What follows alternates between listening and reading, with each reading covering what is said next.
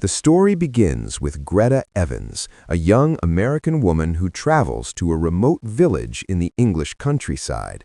She's running away from a troubled past and a violent ex-boyfriend, hoping for a fresh start. She arrives at a massive Gothic estate that looks more like a castle than a home. Inside, the atmosphere is cold and unsettling. While waiting for the owners, Greta explores the house and finds a large portrait of the family, the elderly Mr. and Mrs. Heelshire and their young son, Brahms. Hearing a noise upstairs, she enters a nursery, expecting to see a child. Instead, she finds a porcelain doll sitting in a chair.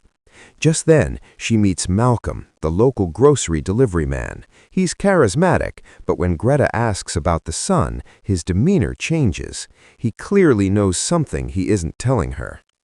The mystery deepens when the Heelshires finally appear. They introduce Greta to their son, Brahms. Greta laughs, thinking it's a joke, but the couple remains dead serious. They treat the doll with absolute devotion, talking to it, dressing it, and even whispering in its ear. Mrs. Heelshire notices Greta is barefoot and becomes strangely agitated, claiming Brahms has stolen her shoes to play a trick. This is the first sign that something is very wrong. Even Malcolm joins in the charade, greeting the doll as if it were a real boy. Greta realizes she hasn't just been hired as a nanny, she's been hired to be a companion to an object. Before the Heelshires leave for their long-overdue vacation, the Heelshires hand Greta a list of 10 strict rules that must be followed without exception. No guests. Never leave Brahms alone. Never cover his face. Read him a story. Play music loud. Clean the chimney. Help him with his studies. Feed him and keep leftovers in the fridge. Never forget to kiss him goodnight. Do not leave him. As the couple departs, Mrs. Heelshire whispers a chilling, "I'm so sorry," into Greta's ear. Little does Greta know, this wasn't an apology for the job. It was an apology for the trap they were leaving her in. Left alone in the echoing mansion, Greta decides the rules are nonsense. She covers the doll with a blanket and ignores it, spending her time drinking wine and reading magazines. But the house starts to react. She hears the sound of a child crying in the walls. Her shoes, which had disappeared, suddenly reappear in the middle of the hallway.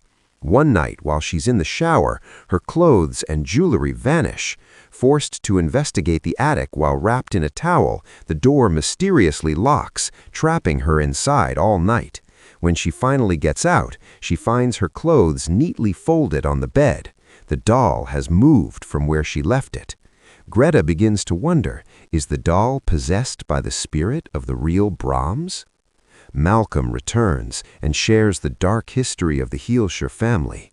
The real Brahms died in a fire on his 8th birthday, 20 years ago. On the same day, a young girl named Emily, a friend of Brahms, was found in the woods with her skull crushed. Many believed Brahms was a strange child who had killed her. Greta, feeling a maternal connection to the doll, perhaps because of a tragic miscarriage in her own past, starts to follow the rules perfectly. She discovers that if she follows the rules, the spirit is kind, even bringing her food. She becomes convinced that Brahms's soul is alive within the porcelain. The peace is shattered when Greta's abusive ex-boyfriend, Cole, tracks her down. He enters the house and tries to force Greta to leave.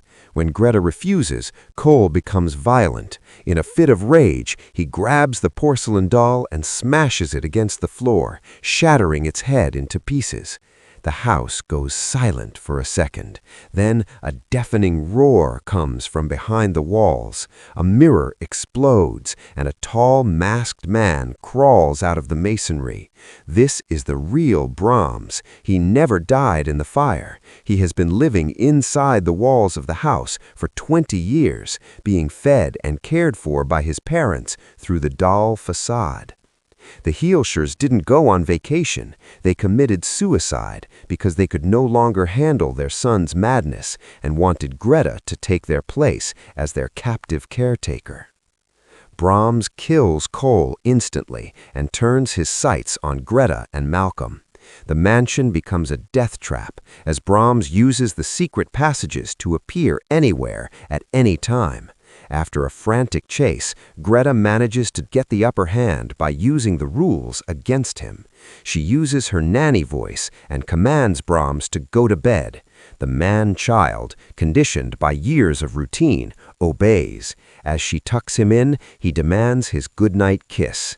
Greta leans in, but instead stabs him with a screwdriver.